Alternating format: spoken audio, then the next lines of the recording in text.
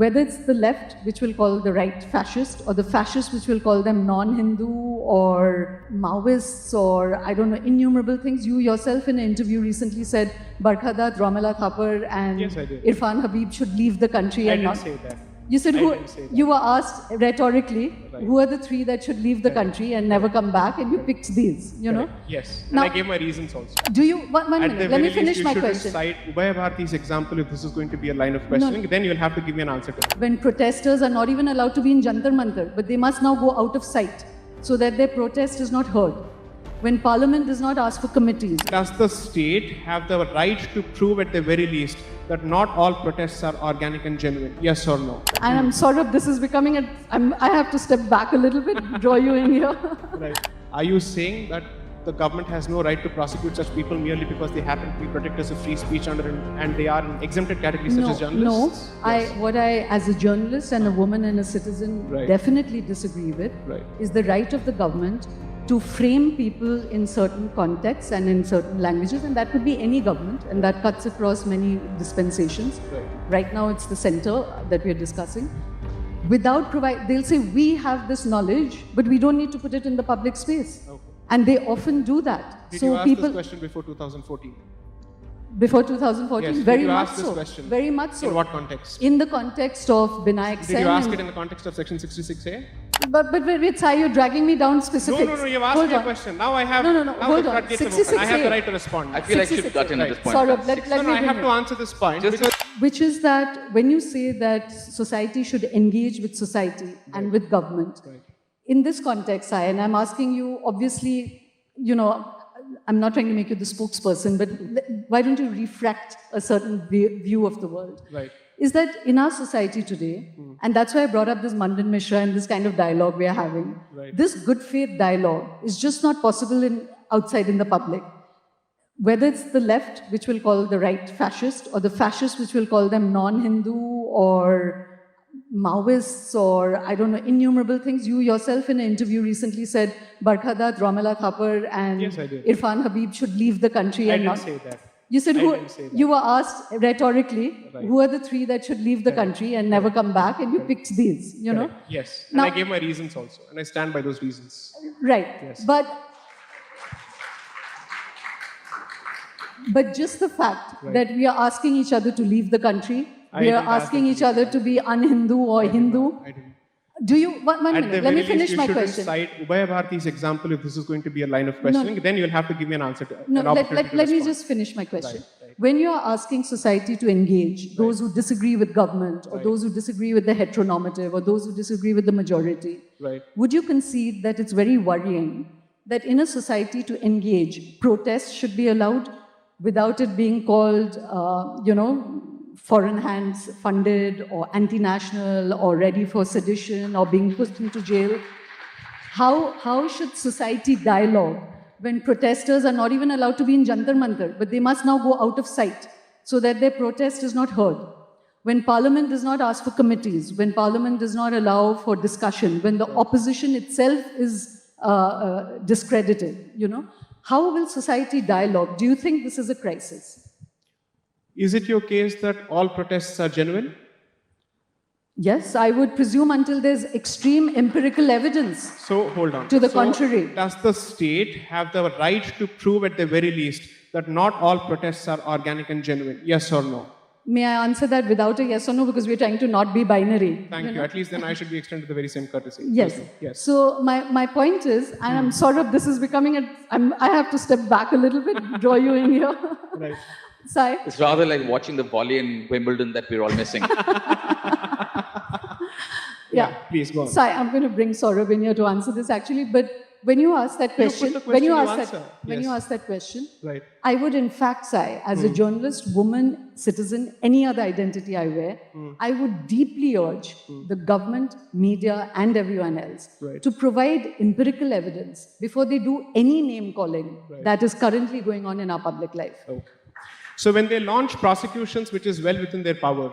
Sorry? When the government launches prosecutions with respect to certain protesters, or even journalists for that matter, who they know for a fact, or they have material to believe have not exactly been true to Indian interests, are you saying that the government has no right to prosecute such people merely because they happen to be protectors of free speech and they are in exempted categories such as journalists?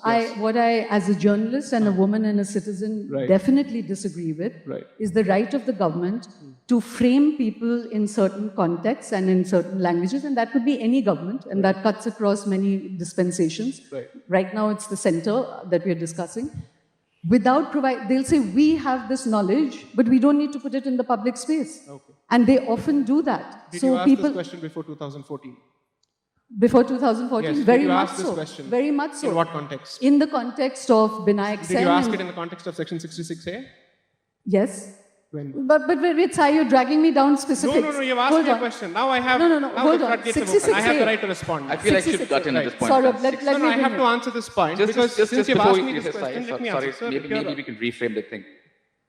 You mentioned 66A. Would you share with the audience what 66A is? 66A of the Information Technology Act was a section that permitted prosecution of material electronically propagated that had a tendency of causing annoyance between people, two people. It was misused very often, including when some statement was made against Thakre or against various leaders. Now, the only reason I wanted to intervene, and then I let you have it at each other, No, is the point that we sometimes forget that politics is the same. It doesn't matter whether it's the BJP or the Congress or party A, party B, party C. that's 66A, just to remind the audience, was brought in by the Congress regime when it was part of the UPA. Defended by the BJP. And then, yes, when it is finally challenged in courts in 2015, it is defended by the BJP government. Absolutely. Because every government wants to suppress a citizen. Correct. That is what they want. I am so happy. That is absolutely what they want. It is the courts. Now, we Let me answer disagree the on the role of the courts. I'm happy to It is answer the the courts question who have to step in to Right. protect the citizens. Right. We must have every freedom. You know, as a society, we have given up on having freedoms. We've kind of grown up in a milieu where we cede to the community, which starts from our family first, to the larger family first, all our rights. We just don't value our freedoms. We don't see them as important. We don't see them as worth fighting for. And I think we have to start that, remembering that every government is every party, every politics, all authority will want to wrest your freedoms and exercise control over them because there are institutions of control. That is the nature We don't of need power. to go to Foucault and go. Fantastic. Correct. Now, if that is the nature of power, and now I must have my turn to respond, here's the question. Prior to 2014, and when there were issues of 66A and several such provisions, when was the last time, or at least during that particular period, words such as fascist, majoritarian, anti-free speech were used in the context of the dispensation then? So I agree, the nature of power is that it's capricious, it will only seek 100% loyalty. But the funny part is, those who are expected to call out such people conveniently changed their positions before 2015 and post 2014. And I have to ask this question. If journalists have a higher degree of responsibility, or let's say higher degree of protection because they are in the business of enabling free speech, what would you say of a journalist who goes after a person who criticizes her in a suit for defamation or in criminal prosecution for pointing out the unfairness of a reportage in the context of an incident that concerns national security? And I refer specifically to the incident of Mr. Chaitanya Kunte being prosecuted by Ms. Dutt for defamation. What is your position going to be on that particular issue? So, governments prosecuting people for violating the law is within their remit. We are being told that free speech is elastic when it comes to journalists. What do you make of a person who says that I have the right to prosecute this person because he has criticized me or he's defamed me? Then what is your position on that? Sai, I'll say it absolutely categorically. And unfortunately, I've become the discussant here, but I'm telling you categorically that I am on record, contrary to my tribe, to say that because journalists and media have so much power, I absolutely endorse and absolutely believe that the public must have recourse for defamation cases against the media. What about journalists against public for criticizing for their work? And I absolutely think that right now, journalists are overstepping the line a lot. Always. On this case, I would say that it is wrong. I think as long as you have the right to put out any public story, anybody has the recourse. If they feel injured by your actions, they have the right to come for recourse for the against you. concession. Absolutely, without a doubt. Thank you. Why certain things become nuanced is in the past, it's been to protect journalists from large corporations. One final point, and I'll leave it at that. We are not looking at stifling of free speech. The fact is, a voice such as mine, representing the worldview that I do, wouldn't have found a space on any platform prior to 2014, and that is a reality that I've lived with. So Today when someone comes and gives me these lectures and gives me the spiel on free speech, on Vad and Samvad, so it's mighty convenient. Times have really changed. The Overton window has seriously changed because people did not do that before 2014. If I may step in there again, because I feel I should. It's correct that maybe a conservative voice would not have gotten place prior to 2014. A fact which is unfortunate, a fact which is deeply troubling. But that does not mean that having got that voice, every other voice is pushed off the table. Where is it?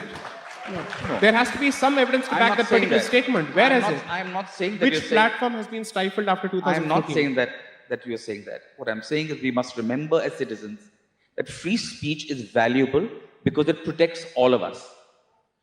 And the question is, what is the content of that free speech is not something that can be judged unless it causes harm. That's a classic liberalism. It isn't very much. It's liberalism 101. Everyone should get access to free speech. Every act which harms, including defamation, needs to be curtailed. These are basic things. Sometimes we get just so carried away with the polemics of it, with the extremes, that we forget that the vast majority of people today started self-censoring, both from worry from the left or the right. And self-censorship is possibly far more worrying than governmental interference. The government really doesn't need to come in and stop you from speaking very much. The fear of what the outrage will be, both from the left and the right, that's sufficient. My point has been that we have discovered the values of liberalism when the shoe has been on the other foot. Thank you. I was a lawyer who challenged Section 66A. So I was against 66A, both for both parts of the government. Sai, it's good you asked this question because as a journalist, and you can go back and look at Tehelka's history, personally, we did a cover story on 66A, very, very critical of the Congress government, and he said the same. I just want to pose one question to both of you to concede, and then let's go for dinner. Right. You said, before 2014, the liberals had a voice, conservatives didn't, and that's very fair. My question to you, and actually my anguish about this moment in our history and in our national life, is that when certain things are being articulated and new voices come, why is it such a revengeful voice? Can you not put forward positive voices, positive positions, without saying earlier we didn't have a voice, so now let's push these guys out of the frame and call them anti-national, anti-Hindu, etc., etc. You know that this vocabulary happens. I'm so sorry. When I walk into certain institutions located out of Sonipat, I had posters actually saying, Brahmin, go back. This is the language that's been used. And these are institutions that have been posted institutions for liberalism in this country. I'm not naming that institution only out of decency. And this is a post-2014 phenomenon. This is as early as 2017, or rather as late as 2017. So when someone suddenly says that we are being edged out, or our position at the table is being taken away, I can only see that post-2014, the number of institutions which represent the worldview that you stand for have only mushroomed. They have not gone down. I haven't seen a single institution say closure sesame because of government action. It's actually mushroomed. On the contrary, I have seen more and more people releasing each other's books, despite the fact that they come from opposite ends of the ideological spectrum.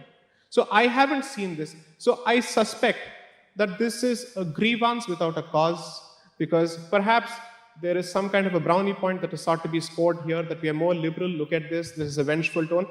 Frankly speaking, I have said everything that I've said in a very composed tone only for one reason. Because I stand by the position that I've taken and I don't need to raise my voice to make my point. I have never been accused of that. On the contrary, there have been instances where my pieces, even post-2014, have been returned by left-of-center publications. When I said this article needs to be called out for its inaccuracies, they said, sorry, you won't get a voice. This has happened. This is post 2014. So it's not as if suddenly you've lost the power of your veto. You've always had it. You continue to have it. Okay, let me end on this note. I would say that the question of individual liberty and conservatism is a question that, is important to all of us. It's something we should take home with us. I would say that I cringe at the fundamentalism of the left, and I mean that, Sai, and I'm saying it on record. I would love it if on record we could all say that we cringe, or if you cringe when the right expresses itself clumsily, angrily, and with name-calling. If you can say that on record, we would have arrived somewhere center. Saurav has already conceded that I don't relate to the right. I'm not associated with the right. I represent the Indic view. I don't speak for them. So when the Indic view speaks in a cringy way about those who don't agree with it, do you cringe? Let me echo Mr. Kirpal here as a person who believes in free speech and as a reasonable person. Anybody who does that is wrong. Anybody who stifles the other person's point of view or takes away his ability to vent or her ability or their ability to vent their point of view, I do not agree with that particular position. I don't need to agree or disagree with anybody else specifically.